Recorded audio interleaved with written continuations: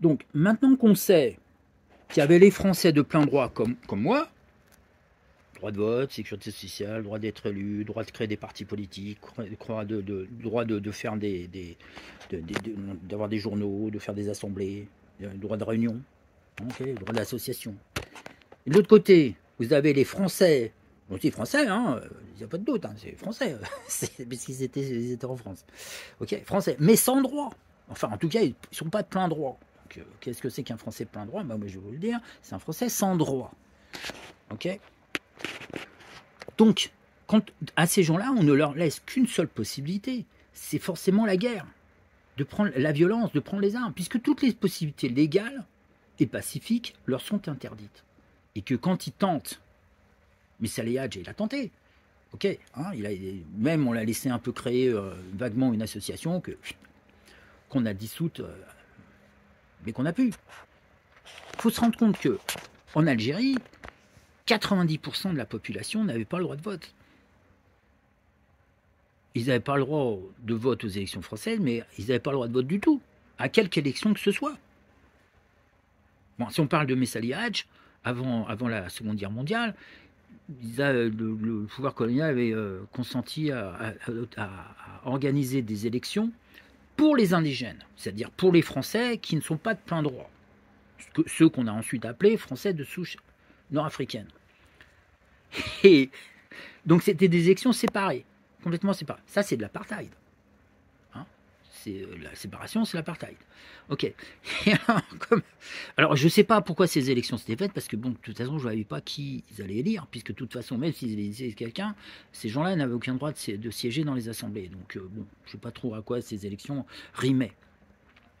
Mais le pouvoir colonial qui avait essayé de présenter des candidats, des gens, bon, avait senti le vent que, en fait, Messali Hadj et ses idées d'égalité allaient remporter les élections. Et qu'est-ce qu'on a fait?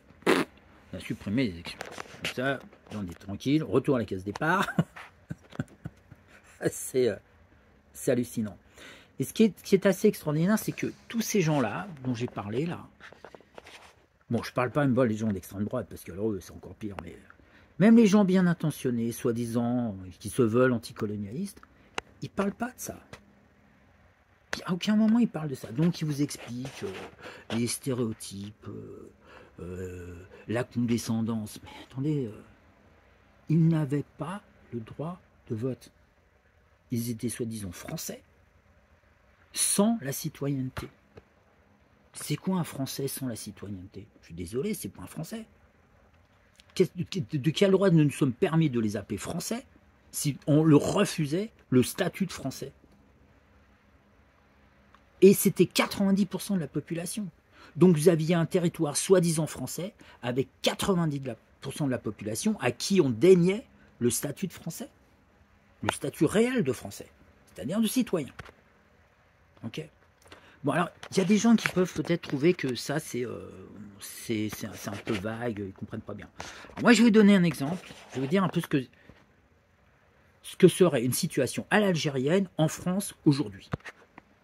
Une situation à l'algérienne française, situation de type Algérie française, en France aujourd'hui. Donc là, vous allez faire une petite pause aussi, réfléchir pendant 5 minutes, et on se retrouve au bout de 5 minutes. On va voir si vous avez trouvé la même chose que moi. Peut-être que vous avez trouvé quelque chose d'encore mieux. Hein, ok. Moi, je vais vous dire ce que c'est. Donc, maintenant, je considère que vous avez fait votre recherche. Ok. Une situation type Algérie française aujourd'hui en France, ce serait quoi? Ce serait en Corse, où on fait 2 catégories de population, les insulaires et les continentaux. Et les continentaux ont le droit de vote, siègent dans les assemblées, peuvent se présenter à des élections. Et les insulaires, rien de tout ça. Même pour la Sécu. Même pour la Sécu, pas le droit de vote, pas le droit de se présenter aux élections. Bon, les indépendantistes corses sont connus, en tout cas pour certains d'entre eux, pour avoir la gâchette facile. Okay. Vous imaginez si on leur supprime le droit de vote? C'est ça qu'on a fait en Algérie. En Algérie, on a privé les gens du droit de vote, de la citoyenneté.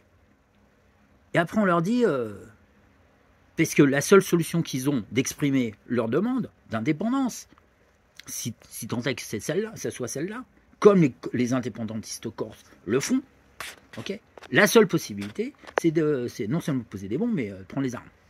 Okay, donc, c'est vraiment dramatique de voir tout ça, quoi. C'est dramatique de voir que la colonisation est ramenée à quelque chose de vision, de la façon dont les gens se voient les uns les autres, donc la condescendance, ou l'affaire économique, les gens, ben, y en a qui étaient pour et d'autres qui étaient moins, et que bon, la colonisation, vraiment, c'était terrible, parce que ça appauvrit. Oui, d'accord, mais qu'est-ce qui a permis tout ça? Qu'est-ce qui a permis la condescendance? Qu'est-ce qui a permis l'appauvrissement du peuple algérien? C'est le fait qu'on les a privés de tout droit. Et donc, ils en ont été réduits à la violence. Ah oui, mais qu'est-ce que vous auriez fait à leur place? Vous auriez continué à accepter d'être traités comme de la merde, de ne pas avoir accès aux élections, de ne pas avoir accès à la décision de qui les gouverne. Est-ce que vous accepteriez ça? Je veux dire, il faut se rendre compte de ce que c'est, quoi. Ils étaient en France, mais n'étaient pas français, n'étaient pas reconnus comme tels. Mais ils étaient en France, ils ne pouvaient pas aller ailleurs. Enfin voilà, donc... dernière chose peut-être quand même, c'est qu'on a la reproduction d'une situation un peu similaire aujourd'hui. Bon, pas encore parce qu'on n'ose pas leur supprimer le droit de vote et la citoyenneté. Donc, on n'a pas cette situation non plus en Kanaki, où on n'a pas, on n'ose pas leur supprimer le droit de vote au Kanak. Donc, mais on a l'apparition toute une partie d'une couche de la population qui est sans droit, et alors qu'ils devraient en avoir. Bon, et cette partie de la population qui est sans droit alors qu'ils devraient en avoir, ou qu'elle devrait en avoir, cette partie de la population, eh bien c'est ce qu'on appelle les sans-papiers. Ok, ou d'autres appellent les illégaux. C'est sûr que... Bon, qui sont des gens qui sont des gens qui viennent de nos anciennes colonies, d'accord? Donc, qui ont été forcés par nous à être avec nous, et qui maintenant le sont. Donc, ils sont avec nous. Et on s'en plaint. Alors que s'ils sont avec nous, c'est de notre fait. Il fallait pas les coloniser. Ok? Mais on l'a fait. Puisqu'on l'a fait, bah maintenant, il faut assumer. Et si vous ne voulez pas assumer, écoutez, renoncez à être français. C'est pas plus compliqué que ça. Et donc, en fait, on est en train de créer cette catégorie de gens sans droit alors qu'ils devraient en avoir. Et de gens qui sont en France parce qu'ils ne peuvent pas aller ailleurs. Moi, quand j'étais étudiant et que, bon, français immigré, tout ça, je disais, ouais, même combat. Mais au fond de moi-même, je ne pouvais quand même pas m'empêcher de penser que si moi, j'avais été algérien, jamais j'aurais foutu les pieds dans ce pays de merde. Jamais j'aurais foutu les pieds dans ce pays de merde. Sauf que je pouvais avoir ce luxe de me dire ça, justement parce que j'étais pas algérien. Parce que si j'avais été algérien, vraiment, j'aurais fait comme tout le monde. Je serais venu ici, en France, sans vraiment savoir trop pourquoi, mais en réalisant que c'était vraiment la seule solution. Ok, j'avais pas d'autre... Donc, j'aurais pas été en mesure d'expliquer pourquoi je venais en France, mais je voyais bien que j'avais pas d'autre possibilité. Là, ces gens qui aujourd'hui viennent en France et qu'on traite d'illégaux, à qui on met des visas, surtout pour pouvoir les leur refuser, et qu'on laisse sans papier, c'est une reproduction et une instauration de la situation coloniale. Parce que les Algériens, qui étaient 90% de la population, étaient sans papier. Puisqu'ils n'avaient pas de carte d'identité, puisqu'ils n'étaient pas citoyens. Ils avaient un torche-balle. Pour bien faire comprendre cette affaire, le 17 octobre 61, lors de des manifestations en faveur du FLN à Paris, donc la préfecture de police a décrété un couvre-feu. Un couvre-feu à l'égard de qui? Alors la définition, c'était les NORAF, c'était les FSNA, c'était... Ok.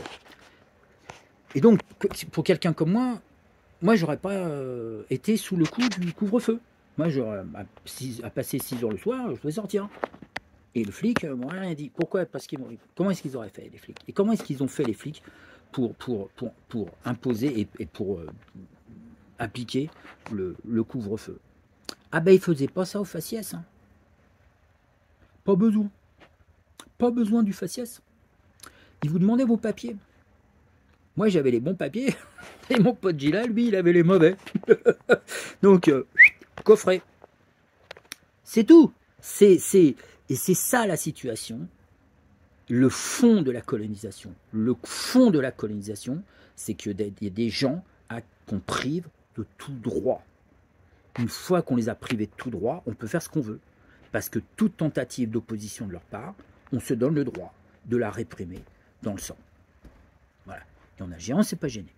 Hein, couper les oreilles, et tralala, et tralala. Donc, voilà un petit peu... Bon, ce qui me fait dire aussi que ça explique la situation désastreuse et absolument catastrophique dans laquelle se trouve la gauche française. J'ai longtemps considéré que le Parti communiste, par exemple, était le parti colonialiste par excellence, et boum, boum, boum, c'est pas vrai. Donc, effectivement, le Parti communiste, c'était, comme la CFIO, ce qu'on appelait la gauche coloniale. Et aujourd'hui, ben, la gauche, elle n'est pas très différente de ça, quoi. Parce qu'ils ne comprennent toujours pas pourquoi les immigrés viennent. Ils ne comprennent toujours pas qu'ils viennent de nos anciennes colonies, qui sont en fait des néocolonies. Elles n'ont rien d'ancien. Hein. Nous sommes dans la phase du néocolonialisme. Donc nous sommes le pouvoir néocolonial avec des néocolonies. Et ces gens qui viennent en France, ils viennent en France parce qu'ils en font partie. Parce que la France, la vraie, ben c'est la francophonie. C'est cet espace créé par la colonisation qui nous est commun, mais dans lequel il y a des gens avec des droits et d'autres sans droits. Et à mon avis, donc la colonisation a permis en partie de régler ce problème en donnant une citoyenneté, même si ce n'est pas la citoyenneté française, mais donner une citoyenneté à tout le monde. Okay, donc tous les gens dans la francophonie ont une citoyenneté, mais c'est des citoyennetés qui ne sont pas égales. Okay, donc, et la question aujourd'hui, c'est de rendre ces citoyennetés égales, de les mettre à un niveau d'égalité. Et là, ben, on est dans une phase où... et moi, je pense qu'on est dans une phase un peu similaire à ce que les Américains ont connu avec les droits civiques. C'est que maintenant, les gens ont la citoyenneté, ont le droit de vote, mais ils n'ont pas forcément... On les empêche de voter aux élections auxquelles ils devraient voter, en particulier les élections en France. Voilà. Parce qu'en fait, ils sont français. Okay, parce que à partir du moment où vous avez été colonisé, ben on vous a forcé dans l'espace français. Je vois pas pourquoi on se plaint de votre présence dans ce truc-là. Il fallait pas vous coloniser, et il fallait pas les coloniser. C'est tout. Maintenant ils sont là, que ça nous plaise ou pas. Ciao.